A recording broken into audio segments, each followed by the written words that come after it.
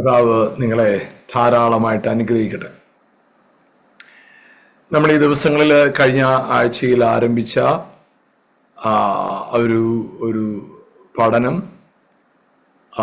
യേശുക്രിസ്തുവും ആദം രണ്ടുപേരെയും താരതമ്യം ചെയ്തുകൊണ്ട് നമ്മൾ പഠിക്കായിരുന്നു. നമുക്കിന്ന് അതിനായി വായിക്കാം റോമാലേഖനം 5-ാം അധ്യായത്തിന്റെ 14-ാം വാക്യം. റോമാലേഖനം 5-ാം അധ്യായം അതിന്റെ 14-ാം വാക്യം. വരുവാനുള്ളവന്റെ പ്രതിരൂപമായ ആദാമിന്റെ ലംഘനത്തിന് തുല്യമായി പാപം ചെയ്യാത്തവരിലും മരണം ആദാം മുതൽ മോശ വരെ വാണിരുന്നു. വരുവാനുള്ളവന്റെ പ്രതിരൂപമായിരുന്ന ആദാം, വരുവാനുള്ളവന്റെ പ്രതിരൂപമായ ആദാം. അപ്പൊ അവിടെ നമുക്ക് കാണാൻ സാധിക്കുന്നത് വരുവാനുള്ളവന്റെ വരാനുള്ളവന്റെ വരാനിരിക്കുന്നതിന്റെ പ്രതിരൂപമായിരുന്നു ആദാം. അപ്പൊ നമ്മള് സ്വർഗത്തെക്കുറിച്ച്, കർത്താവിനെ കുറിച്ച് നമ്മൾ മനസ്സിലാക്കുമ്പോൾ നമ്മൾ ഈ ദിവസങ്ങളിൽ ചിന്തിച്ചു. ടബർനാക്കിൾ, സമാഗമന കൂടാരം കർത്താവിന്റെ ഇമേജ് ആയിരുന്നു. അതാണ് നമ്മൾ ചിന്തിച്ചുകൊണ്ടിരുന്നത്. നമ്മൾ അതിനെക്കുറിച്ച് ചിന്തിച്ചു. ഇന്ന് നമ്മൾ കഴിഞ്ഞ ദിവസം പറഞ്ഞതായ ഒരു കാര്യം, അതായത് നമ്മുടെ ശരീരത്തിന്റെ ഡ്രസ്സ് വസ്ത്രമാണ്, എന്നാൽ സോളിന്റെ ഡ്രസ്സ് ഇമാജിനേഷൻസ് ആണ്, ഡ്രീംസ് ആണ്, തോട്ട്സ് ആണ്. എന്നാൽ സ്പിരിറ്റിന്റെ ഡ്രസ്സ് എന്ന് പറയുന്നത് ഗ്ലോറിയ, ദൈവത്തിന്റെ മഹത്വം. നമുക്ക് ദൈവത്തിന്റെ സാദൃശ്യം എന്നതിനൊന്ന് പരിചയപ്പെടുത്താനായിട്ട് 2 വാക്യങ്ങൾ കൂടെ ഒന്ന് വായിച്ചു പോകാം. എബ്രായ ലേഖനം 8-ാം അധ്യായത്തിന്റെ 5-ാം വാക്യം ഒന്ന് വായിക്കാം. എബ്രായ ലേഖനം 8-ാം അധ്യായം 5-ാം വാക്യം. എബ്രായ ലേഖനം 8-ാം അധ്യായം 5-ാം വാക്യം. കൂടാരം തീർപ്പാൻ മോശ ആരംഭിച്ചപ്പോൾ പർവ്വതത്തിൽ നിനക്ക് കാണിച്ച മാതൃക പ്രകാരം നീ സകലവും ചെയ്യുവാൻ നോക്കുക എന്ന് അവനോട് അരുളി ചെയ്തതുപോലെ അവർ സ്വർഗീയത്തിന്റെ ദൃഷ്ടാന്തവും നിഴലുമായതിൽ ശുശ്രൂഷ ചെയ്യുന്നു. അവർ ചെയ്തത് എവിടെയാണെന്നറിയോ? സ്വർഗത്തിലുള്ളതിന്റെ ദൃഷ്ടാന്തമായതിലും നിഴലിലുമാണ് അവര് ശുശ്രൂഷ ചെയ്തത്. അപ്പോ അവരുടെ ശുശ്രൂഷ വരുവാനിരിക്കുന്ന ആലയത്തിന്റെ അതിന്റെ നിഴലിലായിരുന്നു അവര് മിനിസ്റ്റർ ചെയ്തത്. അത് നമ്മള് കഴിഞ്ഞ ദിവസം വായിച്ചല്ലോ. വെളിപ്പാട് ദിവസം 21-ാം അധ്യായത്തിൽ കുഞ്ഞാട് അതിന്റെ മന്ദിരമാണ്, പിതാവ് അതിന്റെ മന്ദിരമാണ്. അപ്പൊ മന്ദിരം എന്ന് പറയുന്നത് പിതാവാണ്, യേശുക്രിസ്തുവാണ്. വരുവാനുള്ളതിന്റെ നിഴലായിരുന്നു പഴയ നിയമത്തിലെ ദേവാലയം. അത്രയാണ് നമ്മൾ പഠിച്ചത്. നമുക്ക് എന്നാൽ അതിനകത്ത് ആ അതിവിശുദ്ധ സ്ഥലത്ത് ഉണ്ടായിരുന്ന പ്രധാനപ്പെട്ട ഒരു കാര്യം എന്ന് പറയുന്നത്, അവിടെ നമുക്ക് എബ്രായ ലേഖനം 9-ാം അധ്യായത്തിൽ അത് വളരെ വ്യക്തമായിട്ട് പറയുന്നുണ്ട്. ഇങ്ങനെയാണ് പറയുന്നത്: വിശുദ്ധ സ്ഥലത്ത് പുരോഹിതന്മാർ ശുശ്രൂഷിക്കേണ്ടതിന് കയറും. അവരെ കൂടെ ശുശ്രൂഷിക്കാനായിട്ട് കയറും. ആരാ? പുരോഹിതന്മാര്. അപ്പൊ നിങ്ങൾ ഇവിടെ വേറൊരു കാര്യം കൂടി ചിന്തിക്കണേ. ഇവിടുള്ള യാഗവസ്തുവിന്റെ മാംസം ആർക്ക് മാത്രമേ കഴിക്കാൻ പറ്റുള്ളൂ? പുരോഹിതന്മാർക്ക്, വേറെ ആർക്കും പറ്റത്തില്ല. അപ്പൊ കർത്താവ് നമ്മളെ എന്താക്കിയെന്നറിയോ? രാജകീയ പുരോഹിത വർഗമാക്കി. കാരണം ഈ യാഗവസ്തുവിന്റെ പാർട്ടേക്കേഴ്സ് ആയിട്ട് നമ്മളെ മാറ്റി. അപ്പൊ നമ്മുടെ ഈ യാഗവസ്തുവിനെ നമ്മൾ പാർട്ടേക്കേഴ്സ് ആകണമെങ്കിൽ നമ്മൾ പുരോഹിതന്മാരാകണം. നമ്മൾ പുരോഹിതന്മാരായി മാറിയിരിക്കാം. അപ്പൊ നമ്മളൊരു കാര്യം നമ്മൾ തിരിച്ചറിയണം. നമ്മള് കർത്താവിന്റെ ഒരു എക്സ്ട്രാ ഓർഡിനറി ലെവലിലെ മിനിസ്ട്രിക്ക് വേണ്ടി വിളിക്കപ്പെട്ടവരാണ് നിങ്ങൾ, ഞാൻ. അത് നമ്മൾ തിരിച്ചറിയണം. അപ്പൊ യേശുക്രിസ്തുവില് നമ്മൾ മനസ്സിലാക്കേണ്ട ഒരു കാര്യം, നമ്മൾ സാധാരണ നിലയിൽ ഇത്രയും കാലത്ത് നമ്മളിപ്പോ കേട്ടതുപോലെ തുറന്ന സ്വർഗത്തിന് കീഴിൽ, പല സ്ഥലത്ത് നമ്മൾ പ്രസംഗിക്കുന്നത് കേട്ടിട്ടുണ്ട്. തുറന്ന സ്വർഗത്തിന് കീഴിൽ നാം ആയിരിക്കുമ്പോൾ എന്ന് പറയുന്നത് കേട്ടിട്ടുണ്ട്. എന്നാൽ നമ്മൾ തുറന്ന സ്വർഗത്തിന് കീഴിലല്ല, അല്ലെ? തുറന്ന സ്വർഗത്തിന് കീഴിലല്ല, പക്ഷെ തുറന്ന സ്വർഗത്തിനകത്താണ് നമ്മള്. എഫേസ്യ ലേഖനത്തിന്റെ 2 പറയുന്നത്, നിങ്ങളെ ക്രിസ്തുവിനോടുകൂടെ ഉയർപ്പിച്ചു സ്വർഗത്തിൽ ഇരുത്തിയിരിക്കാം. അപ്പൊ അവിടെ നമുക്ക് ക്രിസ്തുവിനെ കാണുമ്പോ ക്രിസ്തുവിൽ നമുക്കുള്ള സകല നന്മകളും അനുഗ്രഹങ്ങളും ഉണ്ടെന്നുള്ളൊരു ബോൾനെസ് നമുക്കുണ്ടാകണം. ആ ബോൾനെസ് നമ്മുടെ അകത്ത് വരുമ്പോഴാണ് യഥാർത്ഥത്തിൽ നമ്മളെ കുറിച്ചുള്ള ദൈവിക പദ്ധതിയുടെ തുടക്കം കുറിക്കുന്നത്. നിങ്ങളെ ഞാൻ ചാലഞ്ച് ചെയ്ത് പറയാം. നിങ്ങൾ ചെയ്യുന്ന ഏത് തരം ശുശ്രൂഷയാകട്ടെ അതിൽ നിങ്ങൾ എക്സ്ട്രാ ഓർഡിനറി ആയിരിക്കണം. ഒരു പക്ഷേ നിങ്ങൾ ഒരു ചർച്ചിന്റെ ഹെൽപ്പ് ചെയ്യുന്ന ഒരാളായിരിക്കും, ശുശ്രൂഷകൻ ഒരു ഹെൽപ്പ് ചെയ്യുന്ന ഒരാളായിരിക്കും, ഒരു പക്ഷേ നിങ്ങളൊരു വർഷിപ്പ് ടീമിലെ ഒരാളായിരിക്കാം, ഇല്ലെങ്കിൽ നിങ്ങളുടെ സഭയുടെ ശുശ്രൂഷയുടെ ഒരു എൽഡർ ആയിരിക്കാം, ഇല്ലെങ്കിൽ നിങ്ങളൊരു സൺഡേ സ്കൂൾ അധ്യാപകനോ അധ്യാപികയോ ആയിരിക്കാം. നിങ്ങൾ ആരെങ്കിലും ചെറുതോ വലുതോ ആയ ശുശ്രൂഷയിൽ നിങ്ങൾ ചെയ്യുന്നവരായിരിക്കാം. ഞാൻ പറയുന്നത് നിങ്ങൾ അതിനകത്ത് എക്സ്ട്രാ ഓർഡിനറി ആയിരിക്കണം. എന്താണെന്നറിയാമോ? അതായത് ഞാനിതിന് ഇങ്ങനെ പറയുക, നമ്മൾ ആരെയും കോപ്പി അടിക്കേണ്ടവരല്ല. അതായത് പത്രോസും ക്രിസ്തുവും കൂടെ ചേർന്ന് വെളിപ്പെട്ടപ്പോ അവരുടെ ശുശ്രൂഷ തനതായ നിലയിൽ വെളിപ്പെട്ടു. എന്നാൽ പത്രോസും യോഹന്നാനും ക്രിസ്തുവും ഒരുമിച്ചപ്പോൾ യോഹന്നാന്റെ ശൈലിയിലെ മിനിസ്ട്രിയാണ് വെളിപ്പെട്ടത്. ഫിലിപ്പോസും യേശു ക്രിസ്തുവും ചേർന്നപ്പം ഫിലിപ്പോസിന്റെ ശൈലിയിലെ മിനിസ്ട്രിയാണ് വെളിപ്പെട്ടത്. ഞാൻ പറയാം, നിങ്ങളും ക്രിസ്തുവും കൂടെ ചേർന്ന് ഒരു യുണീക്ക് മിക്സ് ആയിട്ട് മാറണം. ഇതുവരെ ആരും കണ്ടിട്ടില്ലാത്ത നിലയിൽ ഒരു മിനിസ്ട്രി വെളിപ്പെടുത്തണം. അതായിരിക്കണം നിങ്ങളുടെ എന്റെയും വിളി. അപ്പൊ ഈ മഹത്വം, ദൈവത്തിന്റെ മഹത്വം, ദൈവം നമ്മുടെ അകത്തിട്ടിരിക്കുന്ന മഹത്വം, നമുക്ക് ഈ മഹത്വത്തെ കുറിച്ച് കാണുമ്പോൾ നമ്മൾ പറഞ്ഞല്ലോ, മഹത്വം എന്ന് പറയുന്നത് എന്താണ്? നമുക്ക് വായിക്കാം. സങ്കീർത്തന പുസ്തകം 8-ാം അധ്യായം 5-ാം വാക്യം. സങ്കീർത്തനം 8:5, 8-ാം സങ്കീർത്തനം അതിന്റെ 5-ാമത്തെ വാക്യം. നീ അവനെ ദൈവത്തെക്കാൾ അല്പം മാത്രം താഴ്ത്തി, തേജസ്സും ബഹുമാനവും അവനെ അണിയിച്ചിരിക്കുന്നു. അപ്പൊ അവിടെ പറയുന്നത് യേശു പിതാവായ ദൈവം ആദമിനെ ദൈവത്തെക്കാൾ അല്പം മാത്രം താഴ്ത്തി, തേജസ്സും ബഹുമാനവും അവനെ അണിയിച്ചു. തേജസ്സും ബഹുമാനവും അവനെ അണിയിച്ചു.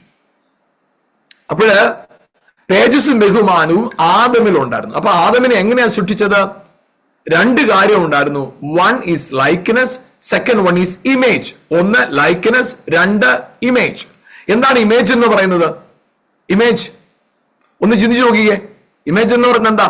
നമ്മൾ പറയത്തില്ലേ, ആ ഒരൊറ്റ ഡയലോഗൂടെ അയാളുടെ ഇമേജ് പോയി, ആ ഒരൊറ്റ പ്രവൃത്തിയോടുകൂടെ ആ സ്ഥാപനത്തിന്റെ ഇമേജ് പോയി, ആ ഒരൊറ്റ വാക്കിലൂടെ ആ കുടുംബത്തിന്റെ ഇമേജ് പോയി. എന്താ ഇമേജ്? അദ്ദേഹത്തിന് ഷേപ്പിൽ മാറ്റമൊന്നുമില്ല. മീശ അതുപോലെ ഉണ്ട്, മുടി അതുപോലെ ഉണ്ട്, കൈകൾ അതുപോലെ ഉണ്ട്. പക്ഷെ പറയും ഇമേജ്. എന്താണ് ഇമേജ് എന്ന് പറയുന്നത്? അദ്ദേഹത്തെ കുറിച്ച് മനസ്സിലാക്കി വെച്ചിരിക്കുന്ന ഒരു പേഴ്സണാലിറ്റി ഉണ്ട്, വ്യക്തി സ്വഭാവമുണ്ട്. അതില് ഒരു മാറ്റം വന്നപ്പോൾ നമ്മൾ പറയും ഇമേജ്. അപ്പോ ലൈക്ക്നെസ് എന്ന് പറയുന്നത് പുറമേ ഉള്ളത്, ഇമേജ് എന്ന് പറയുന്നത് അകത്തുള്ളത്. അപ്പൊ ആദമിൽ എന്തായിരുന്നു? ലൈക്ക്നെസ്, പുറമേ ഉള്ള സ്വരൂപം. ദൈവത്തെ ആരും ഒരു നാളും കണ്ടിട്ടില്ല. എന്നാൽ ആദാമിനെ സൃഷ്ടിച്ചു വെച്ചപ്പോ എല്ലാവർക്കും ദൈവത്തിന്റെ ഷേപ്പ് ഇങ്ങനെയാണെന്ന് മനസ്സിലായി. ദൈവം കേൾക്കുന്ന ചെവിയിലൂടെ ആ ചെവിയുടെ രൂപം ഇതാ. ആ ദൈവത്തിന്റെ ചെവിയുടെ രൂപമാണ് ആദാമിന് കൊടുത്തത്. ദൈവത്തിന്റെ കണ്ണിന്റെ ഷേപ്പാണ് ആദാമിന് കൊടുത്തത്. ദൈവത്തിന്റെ നെറ്റിയുടെ ഷേപ്പാണ് ആദാമിന് കൊടുത്തത്. അപ്പൊ ഷേപ്പ് അതുപോലായിരുന്നു, ഫിഗർ അങ്ങനെ ആയിരുന്നു, ലൈക്ക്നെസ് ഉണ്ടായിരുന്നു. പക്ഷേ ഇമേജ് ഇല്ലാതെ പോയി. ഇമേജ്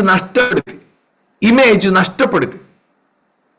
അപ്പൊ ഇമേജ് നഷ്ടപ്പെടുത്തിയപ്പോഴാണ്, സ്വരൂപം നഷ്ടപ്പെടുത്തിയപ്പോഴാണ് നമ്മൾ കാണുന്നത്, കൊലോസ്യർ 1:15 കാണുന്നത്, യേശുക്രിസ്തുവിനെ കുറിച്ച് പറയാൻ, അവൻ അദൃശ്യനായ ദൈവത്തിന്റെ സ്വരൂപം, പ്രതിമ, ഇമേജ്. ഇംഗ്ലീഷിൽ അങ്ങനെ എഴുതിയിരിക്കുന്നത് ഇമേജ്.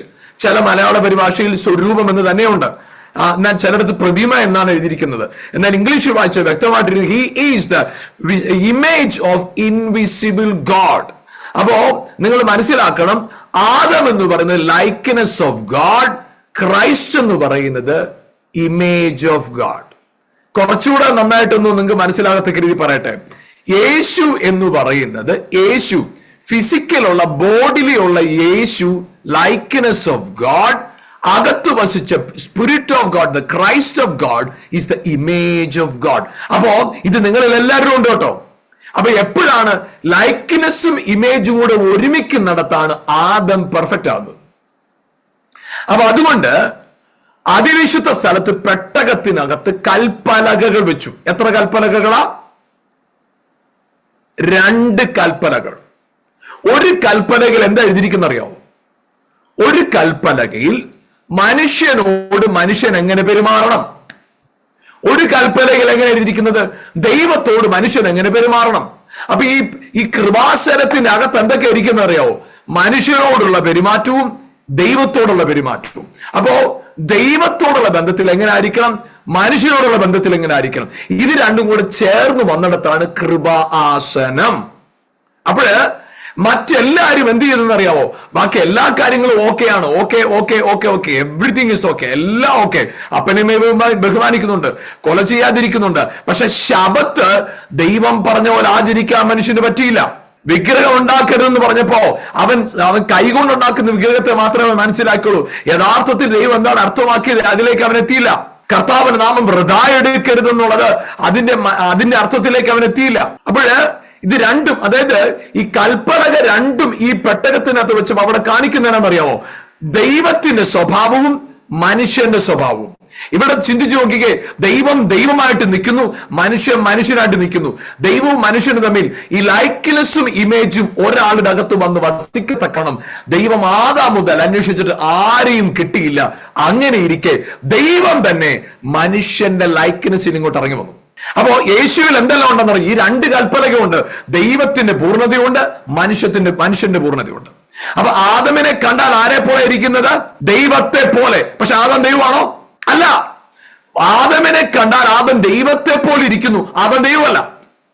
യേശുവിനെ കണ്ടാൽ യേശു മനുഷ്യനെ പോലെ ഇരിക്കുന്നു, യേശു മനുഷ്യനല്ല. That is the difference. ആദമിനെ കണ്ടാൽ he is like God, but he is not God. Jesus ക്രൈസ്റ്റിനെ കണ്ടാൽ he is like man, but he is not man. അപ്പൊ ഇത് രണ്ടും കൂടെ, ദൈവവും മനുഷ്യനും കൂടെ ഒന്നിച്ചതാണ് ജീസസ് ക്രൈസ്റ്റ്. അപ്പൊ അവനെ കൈക്കൊണ്ട് ആരെ? ഈ ദൈവപുത്രനെ, മനുഷ്യപുത്രനും ദൈവപുത്രനുമായിരുന്ന യേശു ക്രിസ്തുവിനെ കൈക്കൊണ്ട് അവന്റെ നാമത്തിൽ വിശ്വസിക്കുന്ന ഏവനും ദൈവത്തിന്റെ മക്കളാ എന്ന് പറഞ്ഞാൽ അർത്ഥം എന്താണെന്നറിയാമോ? നിങ്ങളും ഞാനും ഇപ്പൊ ആരായിട്ട് മാറിയെന്നറിയാമോ? എന്റെ ലൈക്ക്നെസ് ഈസ് മീ. ലൈക്ക്നെസ് എന്ന് പറയുന്നത് സജിയ, പക്ഷെ എന്റെ ഇമേജ് ക്രൈസ്റ്റാ. That is born again. അതിനാണ് ബോൺ അഗെയിൻ എന്ന് പറയുന്നത്. ചിന്തിച്ചു നോക്കിക്കേ, നിങ്ങളുടെ ഇമേജ് പോകണമെങ്കിൽ ക്രിസ്തു പോകണം. നിങ്ങളുടെ ഇമേജ് ആരാ? ക്രിസ്തു. അപ്പൊ നിങ്ങളെ ആര് എന്നാ പറഞ്ഞാലും നിങ്ങൾക്ക് എന്തോ പോകാനാ? ഒരു ഇമേജും പോകത്തില്ല. Because your image is Christ. അല്ലെങ്കിൽ ഈഗോ, കോംപ്ലക്സ്, പ്രൈഡ് എല്ലാം കൂടെ പൊങ്ങി വരുന്നേ. കാരണം എന്റെ ഇമേജ് പോയി. അവരെന്നെ കുറ്റം പറഞ്ഞപ്പോ എന്റെ ഇമേജ് പോയെന്നേ. അവരെന്നെ സ്റ്റേജ് വെച്ച് അങ്ങനെ താഴ്ത്തിക്കെട്ടി സംസാരിച്ചപ്പോ എന്റെ ഇമേജ് പോയി. അവരെന്നെ ഇറക്കി വിട്ടപ്പോ എന്റെ ഇമേജ് പോയി. അവരെന്നെ കുറിച്ച് അനാവശ്യം പറഞ്ഞപ്പോ എന്റെ ഇമേജ് പോയി. എന്റെ ഇമേജ് ക്രൈസ്റ്റ് ആണേ. എന്റെ ഇമേജ് ക്രൈസ്റ്റ് ആകുമ്പോ എന്റെ ലൈക്ക്നെസ് ആണ് ഞാൻ. അതായത് ആഡമിക് നേച്ചറും ക്രൈസ്റ്റ് നേച്ചറും എന്റെ അകത്ത് മിക്സ് ചെയ്തിരിക്കുക. ആദമിലുണ്ടായിരുന്ന ലൈക്ക്നെസ്സും ദൈവത്തിലുണ്ടായിരുന്ന ഇമേജും എന്റെ അകത്ത് ഒന്നിച്ചിരിക്കുക. ആമേൻ, ഹല്ലേലൂയ. അപ്പോ ആദം എന്താ ചെയ്തെന്നറിയോ? ആദം പാപം ചെയ്തപ്പോൾ when Adam commits sin, Adam lost the image of God, not the likeness of God. likeness അതുപോലെ ഉണ്ട്. പക്ഷെ യേശു ക്രിസ്തു ഇറങ്ങി വന്നപ്പോഴാണ് ലൈക്ക്നെസ്സും ഇമേജും, അതായത് ഹല്ലേലൂയ, സ്വരൂപം, സാദൃശ്യവും സ്വരൂപം. അപ്പൊ സാദൃശ്യം നമുക്ക് എല്ലാവർക്കും ഉണ്ട്, നമ്മളെല്ലാവരും സാദൃശ്യമാണ്. പക്ഷെ സ്വരൂപത്തിലാണ് എന്ത്? ഇമേജിന്റെ അകത്തുനിന്ന് എന്ത് വരുന്നത്? ക്യാരക്ടർ വരുന്നത്. അവിടെയാണ് സൗഖ്യം വെളിപ്പെട്ടത്. അവിടെയാണ് കടലിന് മേൽ നടന്നത്. അവിടെയാണ് അഞ്ചപ്പത്തെ വർദ്ധിപ്പിച്ചത്. അവിടെയാണ് മരിച്ച ലാസറിനെ ഉറങ്ങിക്കിടക്കുന്നതിനെ പുറത്തേക്ക് വിളിച്ചത്. ആമേൻ. പ്രിയപ്പെട്ടവർ, ഞാൻ പറയട്ടെ, ഹല്ലേലൂയ, ഇന്ന് നിങ്ങളുടെയും എന്റെയും ജീവിതത്തിനകത്ത് ഈ തേജസ്സാകുന്ന വസ്ത്രത്തെ നാം ധരിക്കണം. ഹല്ലേലൂയ. അപ്പോ യേശു ക്രിസ്തു എന്താണ് തേജസ് എന്ന് അതിലേക്ക് വരിക. നമ്മൾ എന്താണ് തേജസ് എന്ന് ഇത് പെട്ടെന്ന് ചില വാക്യങ്ങളെ പെട്ടെന്ന് വായിച്ചാല് നമുക്ക്, ഇല്ലെങ്കിൽ അന്നത്തെ പോലെ ഒരു 5 മിനിറ്റ് എക്സ്ട്രാ എടുക്കേണ്ടി വന്നേക്കാം. ഒരു പക്ഷേ നമുക്ക് വായിക്കാം. യോഹന്നാന്റെ സുവിശേഷം 7-ാം അധ്യായത്തില്, യോഹന്നാന്റെ സുവിശേഷം 7-ാം അധ്യായത്തിന്റെ അതിന്റെ 39-ാമത്തെ വാക്യം, 39, യോഹന്നാൻ 7:39. അവൻ ഇത് തന്നിൽ വിശ്വസിക്കുന്നവർക്ക് ലഭിക്കാനുള്ള ആത്മാവിനെ കുറിച്ചാകുന്നു പറഞ്ഞത്. യേശു അന്ന് തേജസ്കരിക്കപ്പെട്ടില്ലായകയാൽ ആത്മാവ് വന്നിട്ടില്ലായിരുന്നു. തേജസ്സും ആത്മാവും ഒന്നാ. തേജസ് ഉള്ളിടത്ത് ആത്മാവുള്ളൂ, ആത്മാവുള്ളിടത്ത് തേജസ് ഉള്ളൂ. അപ്പൊ ഈ തേജസ്സും ആത്മാവും എന്നുള്ള ബന്ധം എന്താ? തേജസ് എന്ന് പറയുന്നിടത്തുള്ളതാണ് ആത്മാവ്. ആത്മാവ് എന്താണ്? ആത്മാവാണ് പുത്രത്വത്തിന്റെ ആത്മാവ്. അതായത് നമ്മളെ പുത്രന്മാരാക്കുന്നത് ആത്മാവാ. അപ്പൊ അങ്ങനെയാണെങ്കിൽ അല്ലെങ്കിൽ ആർക്കാണ് തേജസ് ഉള്ളത്? പുത്രന്മാർക്ക്. അതുകൊണ്ടാണ് എബ്രായ ലേഖനം 9:10 എബ്രായ ലേഖനം 2-10 വാക്യം, എബ്രായ ലേഖനം 2:10, ഹീബ്രു 2:10. സകലത്തിനും ലാക്കും സകലത്തിനും കാരണഭൂതനുമായവൻ അനേക പുത്രന്മാരെ തേജസ്സിലേക്ക് നടത്തുമ്പോൾ ആരെ? പുത്രന്മാരെ. അപ്പൊ ആർക്കുള്ളതാ തേജസ്? പുത്രന്മാർക്ക്. വീണ്ടും വായിക്കാം റോമാലേഖനം 8-ാം 29-ാം വാക്യം 30-ാം വാക്യം. റോമാലേഖനം അതിന്റെ 8-ാം അധ്യായം 29-ാം വാക്യം 30-ാം വാക്യം. റോമൻസ് 8:29-30. അവൻ മുന്നറിഞ്ഞവരെ തന്റെ പുത്രൻ അനേക സഹോദരന്മാരിൽ ആദ്യജാതനാകേണ്ടതിനു അവന്റെ സ്വരൂപത്തോട് അനുരൂപമാകുവാൻ മുന്നയിച്ചവരെ വിളിച്ചും വിളിച്ചവരെ നീതീകരിച്ചും നീതീകരിച്ചവരെ തേജസ്കരിച്ചുമിരിക്കുന്നു. പുത്രന്മാർ എന്റെ അനേകര് തന്റെ ആദ്യജാതനാകേണ്ടതിന് അവരെ മുന്നയിച്ചവരെ വിളിച്ചവരെ നീതീകരിച്ചു തേജസ്കരിച്ചു. അപ്പൊ പുത്രന്മാർക്കുള്ളതാണ് തേജസ്കരണം. മനസ്സിലായോ? അപ്പോ ഹല്ലേലൂയ, ആത്മാവിന്റെ വസ്ത്രമാണ് തേജസ് എന്ന് പറഞ്ഞാൽ അർത്ഥം എന്താണെന്നറിയോ? മക്കൾക്കുള്ളതാണ് എന്ത്? തേജസ്. മക്കളുടെ വസ്ത്രമാണ് തേജസ്. വീണ്ടും വായിക്കാം 2 കൊരിന്ത്യർ 3-ാം അധ്യായത്തിന്റെ 18-ാം വാക്യം. എന്നാൽ മൂടുപടം നീങ്ങിയ മുഖത്ത് കർത്താവിന്റെ തേജസ്സിനെ കണ്ണാടി പോലെ പ്രതിബിംബിക്കുന്നവരായി നാം എല്ലാവരും ആത്മാവാകുന്ന കർത്താവിന്റെ ദാനമായി തേജസ്സിന്മേൽ തേജസ് പ്രാപിച്ച് അതേ പ്രതിമയായി രൂപാന്തരപ്പെടുന്നു. ഇത് കർത്താവിന്റെ ദാനമാണ്. ആത്മാവാകുന്ന കർത്താവിന്റെ ദാനമാണ് തേജസ്. അപ്പൊ ഒരാള് സ്പിരിച്വൽ ആകുമ്പോ അവനിൽ മാനിഫെസ്റ്റ് ചെയ്യുന്നതാണ് ഗ്ലോറി ഓഫ് ദ ലോർഡ്. അപ്പൊ നമ്മള് ദൈവത്തോട് കണക്റ്റഡ് ആകുമ്പോൾ, when you connected with God, then glory is already in you. When you faith in the Lord, then the glory will manifest. അപ്പൊ ഈ മഹത്വത്തെ കുറിച്ച്, മഹത്വം എന്ത് ചെയ്തു? മനുഷ്യൻ നഷ്ടപ്പെടുത്തി കളഞ്ഞു. മനുഷ്യൻ മഹത്വത്തെ നഷ്ടപ്പെടുത്തിയപ്പോ പിതാവായ ദൈവം യേശുവിനെ ഭൂമിയിലേക്ക് അയച്ചിട്ട് യേശുക്രിസ്തുവിന്റെ ശുശ്രൂഷയുടെ ആരംഭത്തിൽ കാനാവിലെ കല്യാണ വീട്ടിൽ തേജസ് വെളിപ്പെടുത്തി, മഹത്വത്തെ വെളിപ്പെടുത്തി. യോഹന്നാൻ 2:11. എന്നാൽ യോഹന്നാൻ 11:40 പറയുന്നു, നീ വിശ്വസിച്ചാൽ ദൈവത്തിന്റെ മഹത്വം കാണും. മഹത്വം, you can see the glory. അപ്പൊ ഇവിടെ എല്ലാം മഹത്വം എവിടെയാ? വിശ്വസിക്കുമ്പോൾ വെളിപ്പെടുന്ന മഹത്വം. അപ്പൊ നമുക്ക് ആ മഹത്വത്തെ കുറിച്ച് വായിക്കുമ്പോൾ യോഹന്നാന്റെ സുവിശേഷം 17-ാം അധ്യായത്തിന്റെ 1-ാം വാക്യം 2-ാം വാക്യം ഒന്ന് വായിക്കാം. യോഹന്നാന്റെ സുവിശേഷം 17-ാം അധ്യായത്തിന് 1-2 വാക്യം. ഇത് സംസാരിച്ചിട്ട് യേശു സ്വർഗത്തിലേക്ക് നോക്കി പറഞ്ഞത് എന്തെന്നാൽ, പിതാവേ, നാഴിക വന്നിരിക്കുന്നു. നിന്റെ പുത്രൻ നിന്നെ മഹത്വപ്പെടുത്തേണ്ടതിനു പുത്രനെ മഹത്വപ്പെടുത്തേണമേ. നീ അവന് നൽകിയിട്ടുള്ളവർക്കെല്ലാവർക്കും അവൻ നിത്യജീവനെ കൊടുക്കേണ്ടതിനു നീ സകല ജഡത്തിന്മേലും അവൻ അധികാരം നൽകിയിരിക്കുന്നുവല്ലോ. ഏകസത്യ ദൈവമായ നിന്നെയും. ഇതാണ് അവിടെ തേജസ്. യേശുവിന്റെ ക്രൂശ് മരണത്തെ കുറിച്ച് യേശു പറയുകയാണ്, ഞാൻ എന്ത് ചെയ്യാൻ പോവാം? തേജസ്കരിക്കപ്പെടാൻ പോവാം. അപ്പോ പിതാവെ, എന്നെ തേജസ്കരിക്കണം, എന്നെ മഹത്വപ്പെടുത്തണം. എങ്ങോട്ടാ? ക്രൂശിലേക്ക് പോകുമ്പോൾ പറയാ, എന്നെ മഹത്വപ്പെടുത്തണം. അപ്പൊ അവിടെ യേശുവിന്റെ ക്രൂശിനെ എങ്ങനെയാ പറയുന്നത്? മഹത്വത്തിലേക്ക്. അപ്പോൾ അവിടെ എന്താണ് പറയുന്നത്? മഹത്വം എന്ന് പറയുമ്പോ നിങ്ങൾ ഒരു കാര്യം ചിന്തിക്കണേ. യേശുക്രിസ്തുവിന് മരിച്ച് പുനരുത്ഥാനം ചെയ്തു കഴിഞ്ഞ് ജഡം ഉണ്ടായിരുന്നോ? നിങ്ങൾ വിചാരിച്ചേക്കാൻ ജഡമില്ലായിരുന്നു. ഉണ്ടായിരുന്നു. അതായത് യേശു മീൻ വാങ്ങിച്ച് കഴിച്ചു. യേശുവിന്റെ കയ്യിലെ അടയാളം യേശു കാണിച്ചു. ഭൂതമാണെന്ന് പേടിച്ചപ്പോ യേശു പറഞ്ഞു, ഭൂതത്തിന് എന്നെ നിങ്ങൾ ഈ കാണുന്ന പോലെ അസ്ഥിയും ഇതൊന്നും ഇല്ല എന്ന് കർത്താവ് പറഞ്ഞു. അപ്പോ യേശുവിന് എന്തുണ്ട്? ജഡം ഉണ്ടായിരുന്നു. ഉയർത്തെന്നിട്ട് കർത്താവിന്റെ മാംസം ഉണ്ടായിരുന്നു, ജഡമുണ്ടായിരുന്നു. യേശുവിന് സോൾ ഉണ്ടായിരുന്നു, യേശുവിന് സ്പിരിറ്റ് ഉണ്ടായിരുന്നു.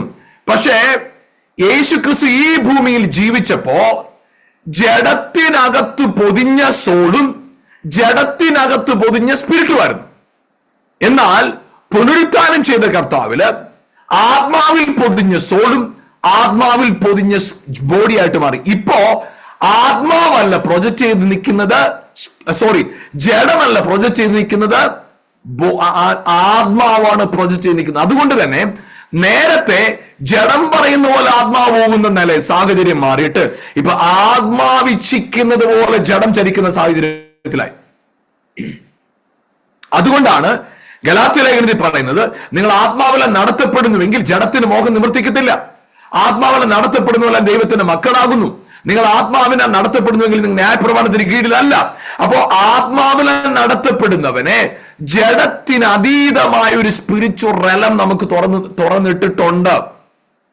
അപ്പൊ യേശുക്രിസ്തുവിനെ കുറിച്ച് ആ യേശുവിനെ കുറിച്ചാണ് എബ്രായ ലേഖനം 2-ാം വാക്യത്തിൽ കാണുന്ന എബ്രായ 2:9, ഹീബ്രു 2:9. എങ്കിലും ദൈവകൃപയാൽ എല്ലാവർക്കും വേണ്ടി മരണം ആസ്വദിപ്പാൻ ദൂതന്മാരിലും അല്പം ഒരു താഴ്ച വന്നവനായ യേശു മരണം അനുഭവിച്ചത് കൊണ്ട് അവന് മഹത്വവും ബഹുമാനവും അണിഞ്ഞവനായി നാം കാണുന്നു. അപ്പൊ യേശുവിനെ ഇപ്പൊ നമ്മൾ കാണുന്നത് മരണം അനുഭവിച്ചത് കൊണ്ട്. എങ്ങനെ? മരണം അനുഭവിച്ചത് കൊണ്ട്. യേശുക്രിസ്തു മരണം അനുഭവിച്ചത് കൊണ്ട് ഇപ്പോൾ എങ്ങനെ കാണുന്നു? തേജസ്സും ബഹുമാനവും അണിഞ്ഞവനായി കാണുന്നു. എന്താണ് ഈ മരണം അനുഭവിച്ചത് കൊണ്ട് തേജസ് വന്നത്?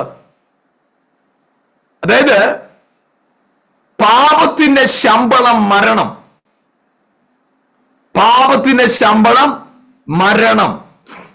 പാപത്തിന്റെ ശമ്പളമാകുന്ന മരണം യേശുക്രിസ്തു, ജഡത്തിൽ വസിച്ചവനായ യേശുക്രിസ്തു, ജഡത്തിൽ വന്നവനായ യേശുക്രിസ്തു, ജഡത്തിന്റെ, കാരണം യേശു ഭൂമിയിലേക്ക് വന്നത് പാപമില്ലാത്ത ജഡത്തോടെ അല്ല. പാപം ശരീരത്തിൽ ഇല്ലായിരുന്നു. പക്ഷേ നിങ്ങൾ മറക്കരുത്, നമ്മുടെ പാപത്തെ അവന്റെ മേൽ ചുമത്തി എന്ന് എഴുതിയിട്ട് റോമാലേഖനം 8:3 പറയുകയാണ്, ജഡത്താലുള്ള ബലഹീനത നിമിത്തം ന്യായപ്രമാണത്തിന് കഴിയാതെ പോയതിനെ സാധിപ്പിക്കാൻ ദൈവം തന്റെ പുത്രനെ പാപജഡം നിമിത്തവും പാപജഡ സാദൃശ്യത്തിലും അയച്ചു, പാപത്തിന് ജഡത്തിൽ ശിക്ഷ വിധിച്ചു.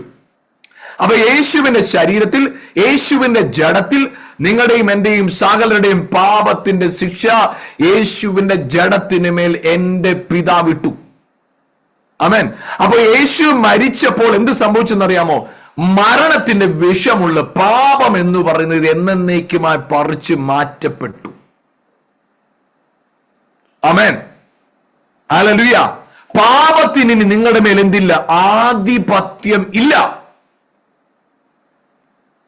പാപത്തിന് ആധിപത്യമില്ലെങ്കിൽ ശാപത്തിനില്ല, രോഗത്തിനില്ല, ഒരു പ്രതിസന്ധിക്കും നമ്മുടെ മേലിനി ആധിപത്യമില്ല. അപ്പൊ ആ ആധിപത്യം യേശു ക്രൂശിൽ തകർത്ത് കളഞ്ഞപ്പോൾ ഇപ്പൊ യേശു എങ്ങനെ നിൽക്കുന്നു? തേജസ്സും ബഹുമാനവും അണിഞ്ഞവനായി നിൽക്കുന്നു. ക്രിസ്തു എങ്ങനെ നിൽക്കുന്നു? തേജസ്സും ബഹുമാനവും അണിഞ്ഞവനായി. ആമേൻ.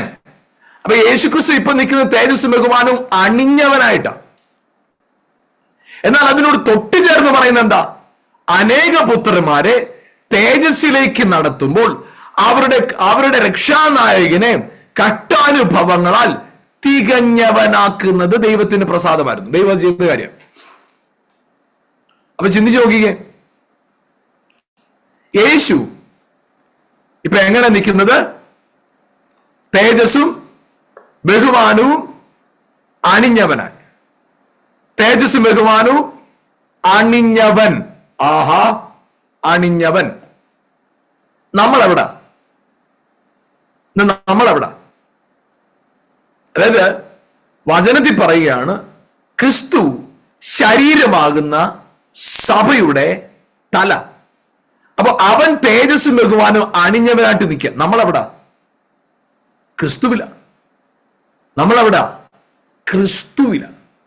അപ്പൊ ഇപ്പോഴ് അവൻ തേജസ്സും ബഹുമാനവും അണിഞ്ഞു എന്ന് പറഞ്ഞാൽ യേശു ക്രിസ്തു തേജസ്സുള്ളവനായിരുന്നല്ലോ. ഈ അണിഞ്ഞു എന്ന് എടുത്തു പറയാൻ കാരണം എന്താണെന്നറിയാമോ? മുമ്പ് ഹല്ലേലൂയ യേശു ക്രിസ്തു, അത് നിങ്ങൾ ആ വാക്കിനെ തെറ്റിദ്ധരിക്കരുത്. യേശുക്രിസ്തു ആകുന്ന തല മാത്രമേ ഉള്ളൂ, ശരീരം ഡിസ്കാർട്ടഡ് ആയിരുന്നു. എന്നാൽ യേശുവിന്റെ മരണപുനരുത്ഥാനത്തോടുകൂടി സംഭവിച്ചാണെന്നറിയാമോ? അവന്റെ ശരീരമാകുന്ന സഭയും യേശുക്രിസ്തു വന്ന തലയും തമ്മിലുള്ള ഡിവിഷൻ മാറി ഒന്നായിട്ട് തീർന്നു. ഇപ്പോഴ് മുമ്പ് ക്രിസ്തുവിൽ മഹത്വം ഉണ്ടായിരുന്നു, പക്ഷെ സഭയിലില്ലായിരുന്നു. പക്ഷെ യേശുക്രിസ്തുവിന്റെ മരണപുനരുത്ഥാനത്തോടുകൂടെ റിസ്റ്റോറേഷൻ നടന്നതോടുകൂടെ ദൈവത്തിന്റെ മഹത്വം, ക്രിസ്തുവിന്റെ മഹത്വം നമ്മിലേക്കും പകരപ്പെട്ടു. ഇത് മനസ്സിലാക്കണമെങ്കിൽ പ്രിയപ്പെട്ട സമയമില്ലാത്തതുകൊണ്ട് ഇത് വായിക്കുന്നില്ല. യോഹന്നാൻ 17-ാം അധ്യായത്തിന്റെ 21, 22, 23, 24 വാക്യങ്ങളെ മനസ്സിലാക്കണം. അവിടെ എഴുതിയിരിക്കുകയാണ്, പിതാവേ നീ എനിക്ക് തന്ന മഹത്വം ഞാൻ അവർക്ക് കൊടുത്തിരിക്കുക. കാരണം നീ എന്നെ തേജസ്കരിക്കുന്നതിന്റെ ഉദ്ദേശം എന്നാണെന്നറിയാമോ? നീയും ഞാൻ ഒന്നായിരിക്കുന്ന പോലെ അവർ നമ്മിൽ ഒന്നാക്കേണ്ടതിന്. Price the Lord. പ്രിയപ്പെട്ടവരെ, യേശു ക്രിസ്തുവിന്റെ ആത്മാവിനാൽ നിങ്ങളും ഞാനും ആരാണ്? ക്രിസ്തുവിൽ ഒന്നാ. ക്രിസ്തുവിൽ ഒന്നാ. ക്രിസ്തുവിൽ നിങ്ങളും ഞാനും ക്രിസ്തുവിൽ ഒന്നാ. ഒന്ന് പറഞ്ഞേ, ഞാനും ക്രിസ്തുവും ഒന്നാ. അപ്പൊ നിങ്ങൾ പറയാ ഞാൻ പാപിയ, ഞാൻ ശാപം പിടിച്ചവനാ, എന്നെ കൊള്ളത്തില്ല, എന്നെ അവരിതാക്കി, എന്നെ മോശക്കാരൻ, നിങ്ങൾ ആരെ കുറിച്ചാ പറയുന്നത്?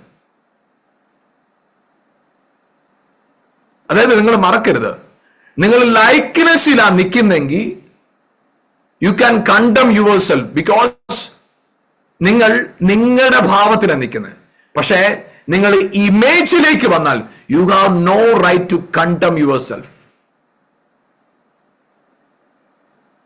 Because likeness is Adamic, but the image is God's. നമ്മുടെ അകത്ത് ഇത് രണ്ടും ഉണ്ട്. പ്രിയപ്പെട്ട, ഞാൻ പറയട്ടെ, നിങ്ങൾക്ക് ഒരു വിധത്തിലും നിങ്ങളെ കുറ്റപ്പെടുത്താൻ നിങ്ങൾക്ക് അവകാശമില്ലെങ്കിൽ പിന്നെ നിങ്ങളെ കുറ്റപ്പെടുത്താൻ അവകാശമില്ലാത്തത് കൊണ്ട് തന്നെ നിങ്ങൾക്ക് വേറെ ആരെയും കുറ്റപ്പെടുത്താൻ അവകാശമില്ല. നിങ്ങളുടെ അകത്ത് നിങ്ങളോട് തന്നെ പറ, ഞാൻ നീതീകരിക്കപ്പെട്ടവനാണ്, ഞാൻ സൗഖ്യമായവനാണ്, ഞാൻ അധികാരമുള്ളവനാണ്, ഞാൻ മാനിക്കപ്പെട്ടവനാണ്. ഹല്ലേലൂയ. പ്രിയപ്പെട്ടവർ, ഞാൻ പറയട്ടെ, ലോകത്തിൽ ആരും നിങ്ങളെ മാനിച്ചില്ലെങ്കിൽ അതിന്റെ അർത്ഥം എന്താണെന്നറിയാമോ? നിങ്ങളുടെ ഇമേജിനെ നിങ്ങൾ തിരിച്ചറിഞ്ഞിട്ടില്ല. നിങ്ങളുടെ ഇമേജിനെ തിരിച്ചറിഞ്ഞിട്ട് പറയണം, എന്റെ ഇമേജ് ഈസ് ഗ്ലൈ. ആമേൻ. ഹല്ലേലൂയ. ഗോഡാണ് എന്റെ സാദൃശ്യം, ദൈവത്തിന്റെ സ്വരൂപമാണ് എന്റെ അകത്തിരിക്കുന്നത്. അതുകൊണ്ട് തന്നെ ദൈവത്തിന്റെ ആത്മാവ് എന്റെ അകത്തിരിക്കുന്നുണ്ട്. ദൈവം ആത്മാവാകുന്നു, അവൻ എന്റെ അകത്തിരിക്കുന്നുണ്ട്. ആമേൻ. ഹല്ലേലൂയ. എനിക്ക് പുറമേ ഉള്ള ഈ ശരീരത്തിന് ഒരാൾ തരാത്ത റെസ്പെക്ട് എനിക്ക് വിഷയമല്ല. എന്റെ ആത്മാവിൽ ക്രിസ്തു വസിക്കുന്നുകൊണ്ട് ഹല്ലേലൂയ, ആമേൻ, ഹല്ലേലൂയ, എന്റെ ദൈവത്താൽ ഞാൻ മാനിക്കപ്പെടുന്ന ഒരു സമയം വന്നിരിക്കുക. ആമേൻ. Praise the Lord. അപ്പോഴ് നിങ്ങളുടെ അകത്ത് ഈ മെസ്സേജിന്റെ ഈ ഒരു ഭാഗം നിങ്ങളുടെ അകത്ത് നല്ലപോലെ തറച്ചു കയറണേ. നിങ്ങളുടെ ലൈക്ക്നെസ് ആഡമിക്ക, പക്ഷേ നിങ്ങളുടെ ഇമേജ് ഗോഡ്സ് ഇമേജ്. അപ്പൊ നിങ്ങളുടെ ഇമേജ് ഉണ്ടല്ലോ, ആരെല്ലാം നിങ്ങളെ എന്തെല്ലാം പറഞ്ഞാലും നിങ്ങളുടെ ഇമേജ് പോകത്തില്ല. നിങ്ങൾ കൂളായിരിക്കണം. അതായത് നിങ്ങളുടെ അടുത്ത് വരേണ്ടതെല്ലാം നിങ്ങളുടെ അടുത്ത് വരും, പോകേണ്ടതെല്ലാം പോയിക്കൊണ്ടിരിക്കും. പോകുന്നതും വരുന്നതിനും ഒരേ ആറ്റിറ്റ്യൂഡിൽ കാണാവോ? പീസ, സ്വസ്ഥതയാണ്. അയ്യോ അതെല്ലാം പോയിക്കഴിഞ്ഞാൽ പോകുന്നതെല്ലാം പോട്ടെ. വരേണ്ടതെല്ലാം നിന്റെ അടുത്തുണ്ട്. ഒരു കാര്യം ഉറപ്പാ, നീ ക്രിസ്തുവിലായിരിക്കുന്നുണ്ട് ഒരു ദോഷവും ഒരു തിന്മയും നിനക്ക് വരത്തില്ല. ഒരു ടെൻഷനും വേണ്ട.